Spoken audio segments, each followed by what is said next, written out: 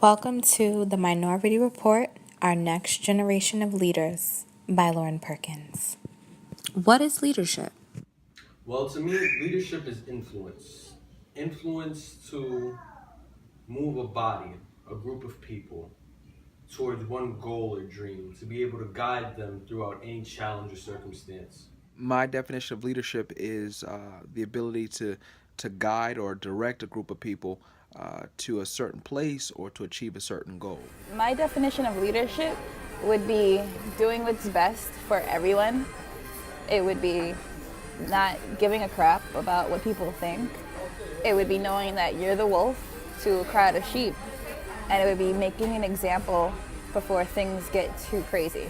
It's taking care of business, it's taking care of other people, and it's being someone that other people can aspire to. So, leadership is someone who is able to guide someone else, an influential being. How would one obtain that particular influence?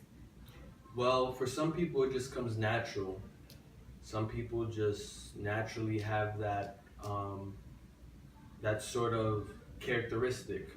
But for other people, they're put into certain circumstances or challenges in their life where they have to step up to be a leader, whether they want to or not.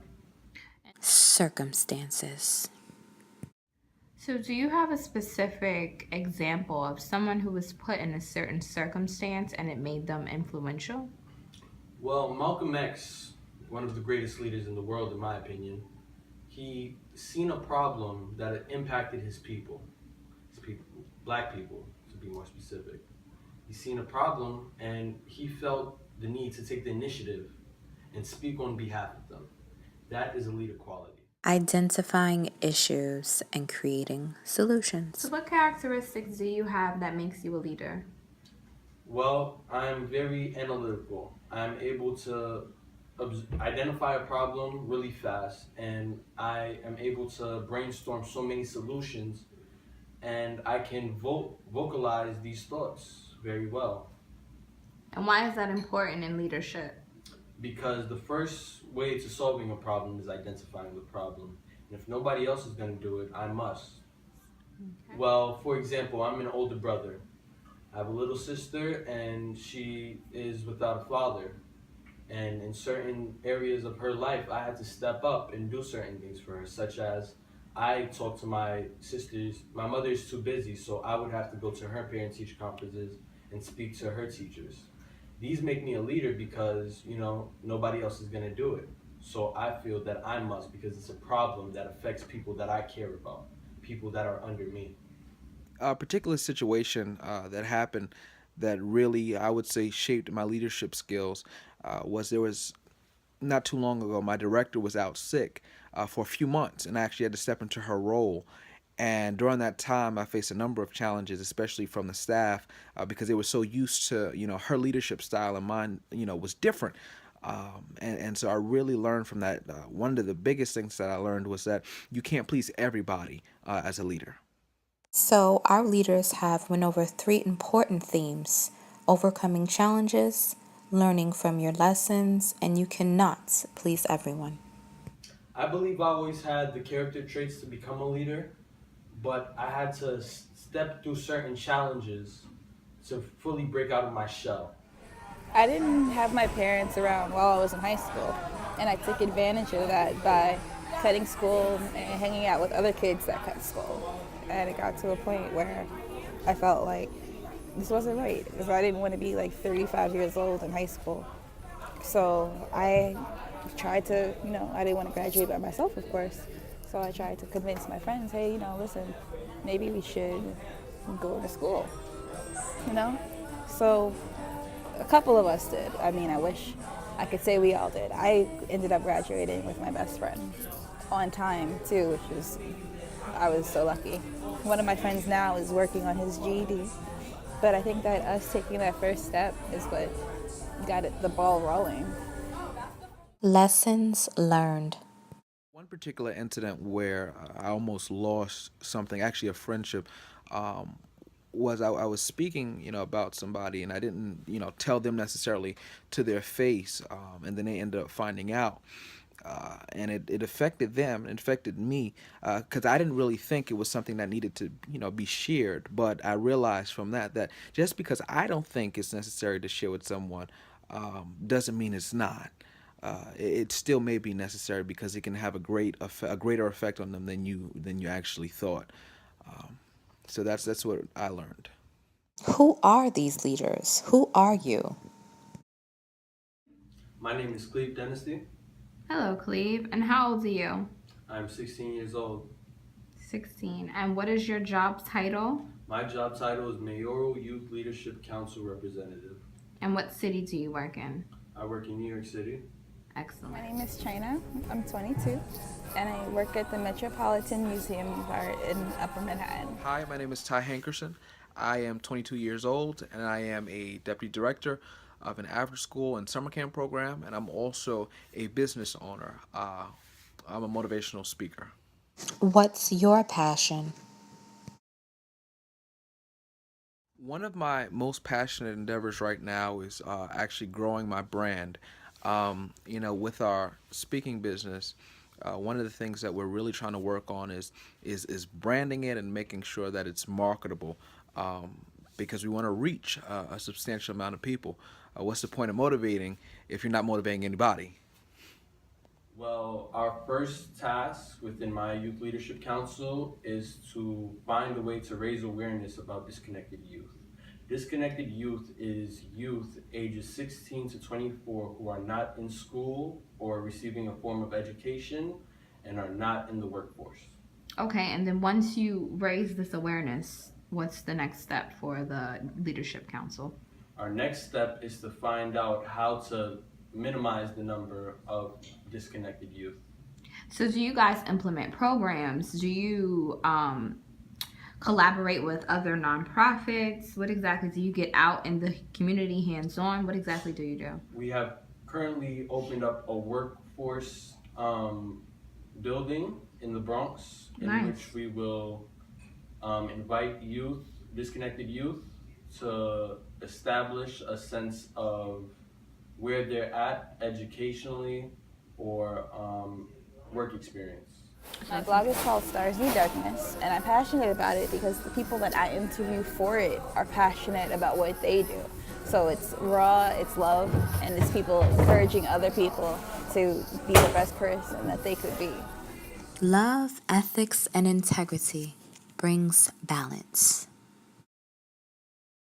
Love, integrity, and ethics go hand in hand when it comes to leading. I would say if you don't have a love or a passion for who you're leading, or the reason that you're leading, it doesn't make sense. And integrity and ethics, if you don't have integrity, if you're not a person, who has ethics and morals and values, you'll do anything to win. And doing anything to win, you leave a lot of damage, along the way, and that's not something you want to have, especially as a leader. How do we measure success? How do we measure leadership?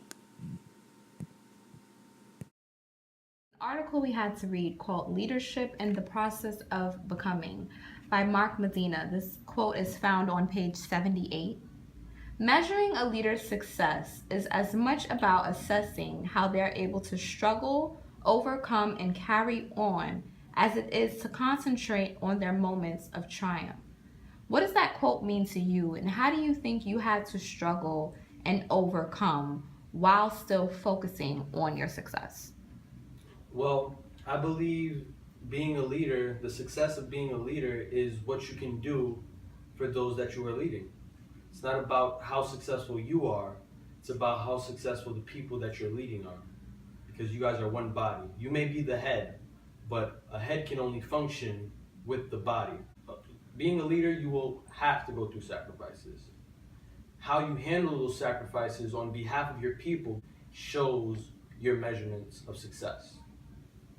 So, do I consider myself a leader? I'm gonna say yes. I say yes because one is part of my job as a deputy director is to make sure I lead my staff and that I lead them in the right direction. But also the way I live my life.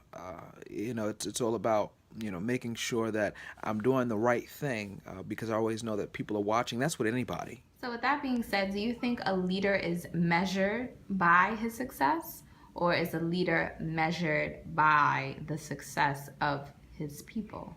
By the success of his people, of course. Because if, like I said, when I was a child, I was a lone wolf. I can do everything by myself. But when I'm put on a team, I wouldn't be able to win. Why I wouldn't be able to win? Because even though I did everything I had to do, I didn't make sure anybody else on my team did what they had to do. So we lost. And just because I did great and they lost, we all lost. Whose example are you following? What motivates you? So that actually brings me to an article we read this semester, Leaders from Disciples, The Church's Contribution to Leadership Development by Russell Hussein. And he says, in order to be the leader that God has created the ecclesial leader to be, there must be an imitation of Christ. Such an imitation within the context of leadership and the very heart of discipleship. That's found on page 337. And I wanted to know, so because you are of the Christian faith, does that in fact mean you're trying to imitate Christ? I believe everyone should imitate Christ And why is that?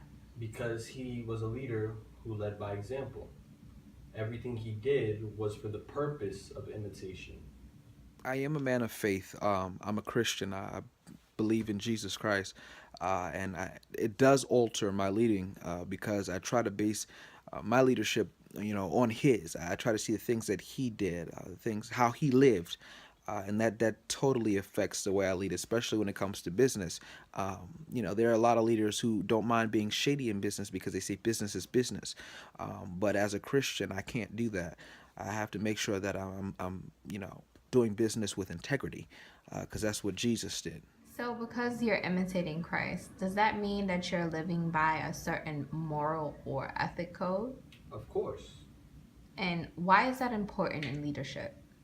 because without morals and integrity, as a leader, what you don't stand on anything.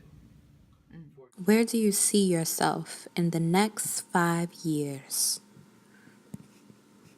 But 5 years, I see myself finishing up a book or starting one. I would just like to get the ball rolling.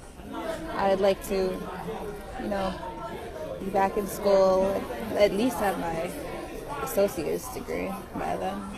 Not at least, I will have my associate's degree by then. I would still like to be working at my job. I love working at the Met.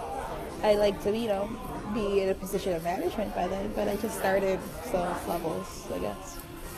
And I just want to be happy, with even if I never succeeded at writing, if I was like a crappy writer, that would hurt a lot less than if I never tried. So in 5 years, I'll let you know how things are going.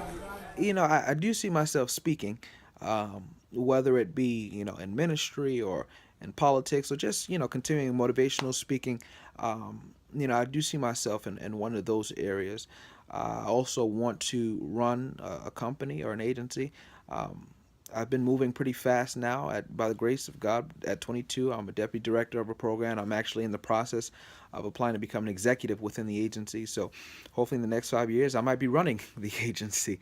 But yeah, that's where I see myself in 5 years. Well, I see myself in college, but after that, I would like to definitely be somewhere in politics. Anything to make my voice heard on behalf of my people and my community. A special note to all my aspiring leaders. Aim for your dreams. Go for it. Don't despise yourself because of what others may have said, or what people may have told you about yourself. Listen, it's your opinion about yourself that truly matters. If you believe that you can do it, you can do it. But if you believe that you can't do it, you won't do it. You are the shit, and you people need to start walking around like they are.